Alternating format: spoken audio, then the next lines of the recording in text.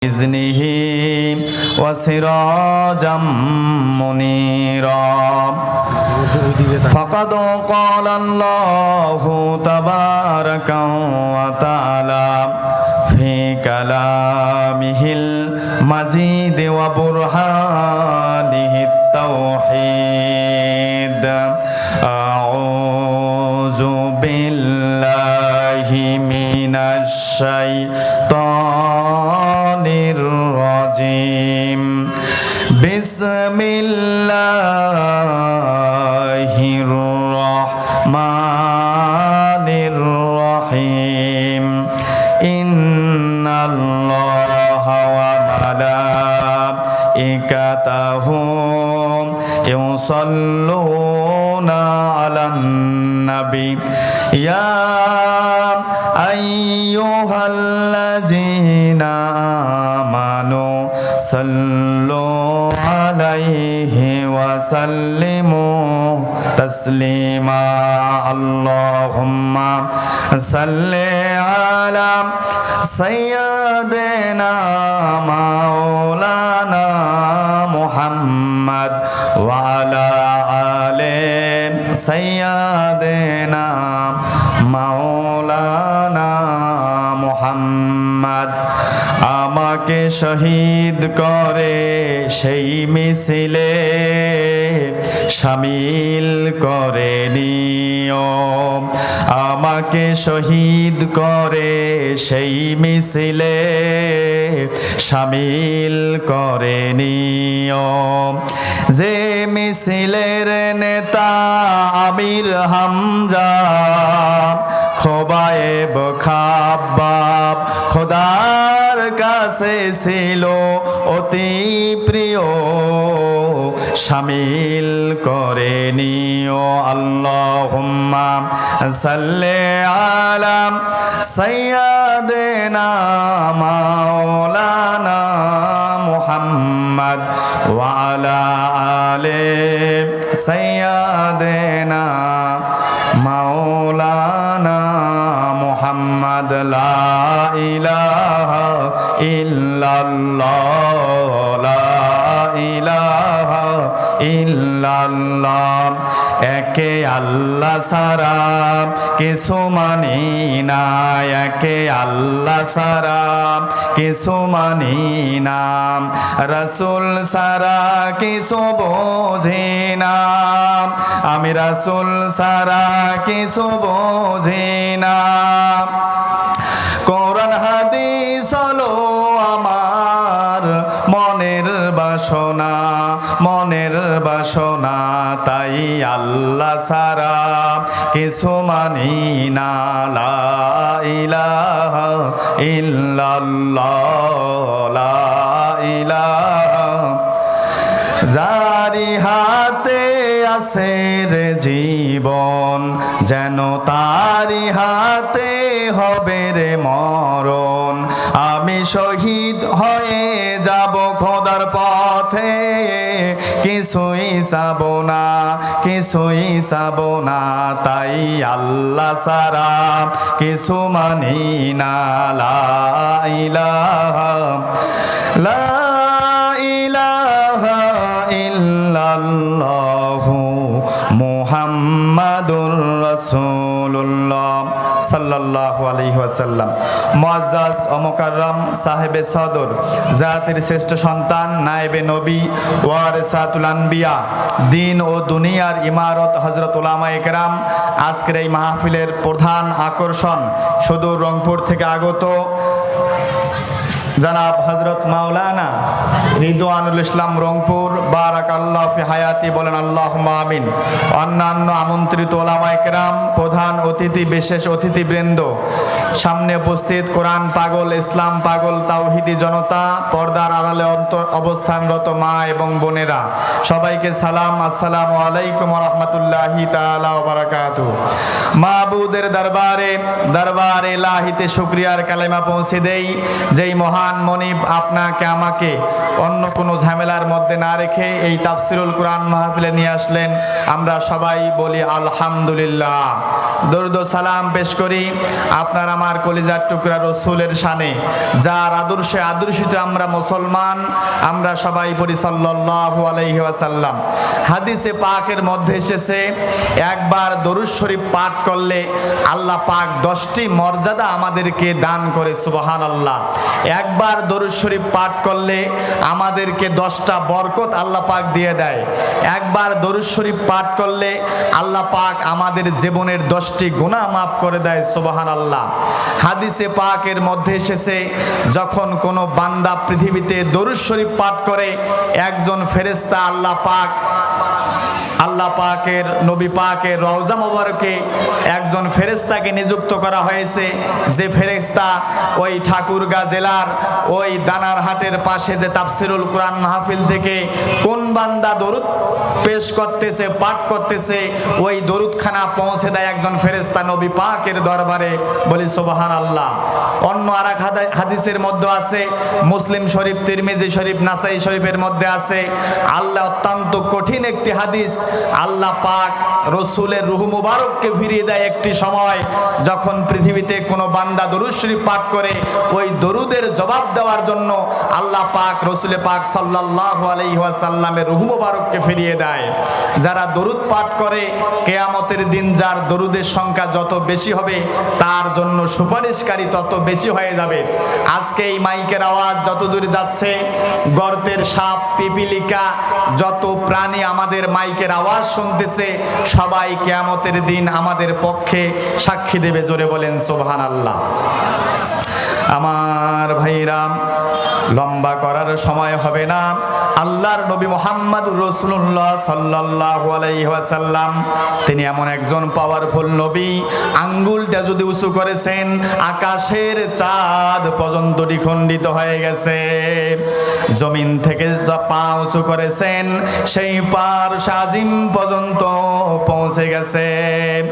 সেই রাসূল, সেই বিজ্ঞানী, তার মর্যাদা কত বড়! আল্লামা তারতাবি রহমাতুল্লাহ আলাইহি তাফসিরে জাওয়াহিরতে লিখতেছেন, হযরত আবু যার গিফারি রাদিয়াল্লাহু আনহু বলেন, আল্লাহর নবী বলতেছেন, কোন একদিন আকাশ থেকে দাড়িপাল্লা নামানো হলো, বিশাল বড় দাড়িপাল্লা, এক পাল্লায় 7 আসমান দেওয়া হলো, জমিন দেওয়া হলো, আরশ, কুরসি, সাকিনিন নাফিহা ওয়াল বিয়ারা ফিহা মা বাইনাস সামাওয়াতি ওয়াল আরদ, সমস্ত ফেরেশতাদেরকে দেওয়া হলো, হযরত আদমকে দেওয়া হলো, নূহকে দেওয়া হলো, সুলাইমানকে দেওয়া হলো, দাউদকে দেওয়া হলো, ঈসা পর্যন্ত 1,24,000 মতান্তরে 2,24,000 সমস্ত পয়গম্বরকে এক পাল্লায় তুলে দেওয়া হলো। কিয়ামত পর্যন্ত এই পৃথিবীতে যত মানুষ আসবে, তাদের সবার আমলগুলোকে এক পাল্লায় তুলে দেওয়া হলো। আল্লাহর নবী বলেন, আবু জার, এই সৃষ্টি জগতে আর কি বাকি আছে? আবু জার বলেন, হুজুর, আপনি নবী ছাড়া আর কিছু বাকি নাই।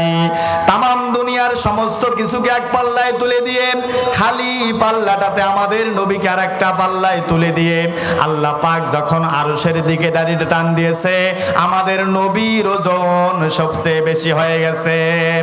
এরকম একজন পাওয়ারফুল রসুলের উম্মত আমরা, সেই রসুলকে যদি আমরা অনুসরণ করতে পারি, আমাদের জীবনের গুনাহ আল্লাহ পাপ মাফ করে দেবেন, ভাগ্য পরিবর্তন হয়ে যাবে। জোরে বলেন সুবহানাল্লাহ। আল্লাহ পাক বলতেছেন, কুল ইন কুনতুম তুহিব্বুনাল্লাহ ফাত্তাবিউনি ইউহিব্বুকুমুল্লাহ ইউহিব্বুকুমুল্লাহু ওয়া ইয়াগফির লাকুম যুনুবাকুম ওয়াল্লাহু গফুরুর রহিম।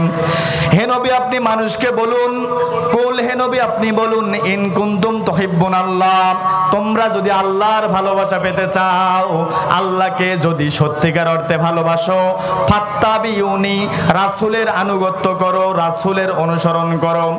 অনুসরণ করলে কি হবে? ইউহিব্বুকুমুল্লাহ, আল্লাহ আমাদেরকে ভালোবাসবেন। আর কি করবেন? ওয়া ইয়াগফির লাকুম যুনুবাকুম, তিনি আল্লাহ আমাদের জিন্দেগীর সমস্ত গুনাহ খাতা কথা, আল্লাহ পাপ মাফ করে দেবেন। শুধু মাফ করবেন না, আমাদেরকে আল্লাহ পাক অনেক উঁচু মর্যাদা দান করবেন।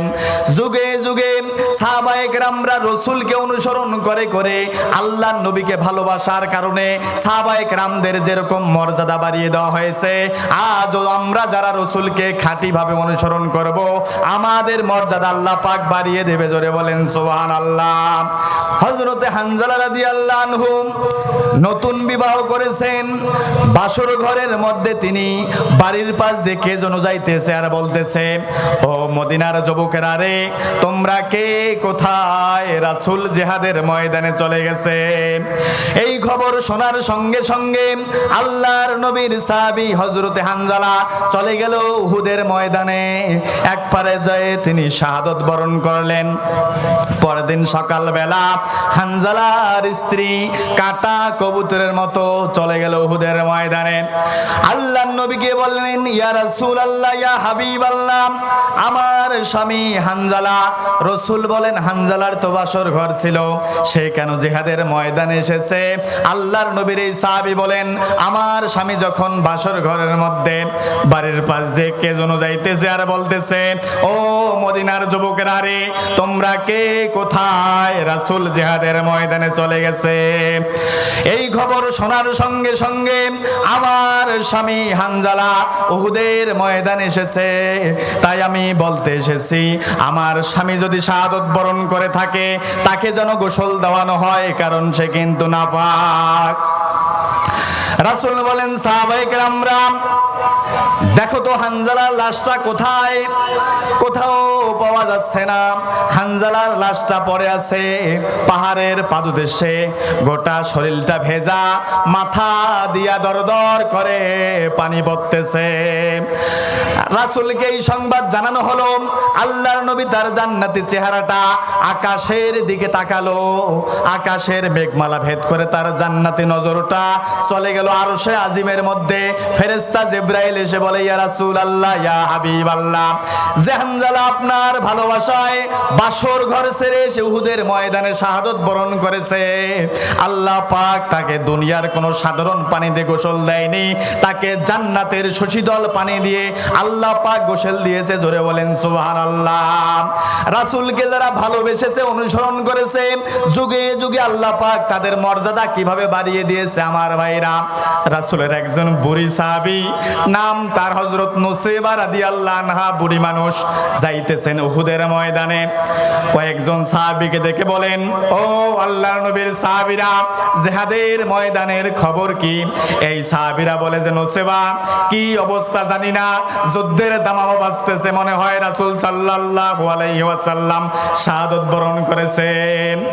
আল্লাহর নবীর এই বুড়ি সাহাবী যাইতেছেন উহুদের ময়দানে। আরো কয়েকজন সাহাবীকে দেখে বলেন, ও আল্লাহর নবীর সাহাবীরা, জিহাদের ময়দানের খবর কি?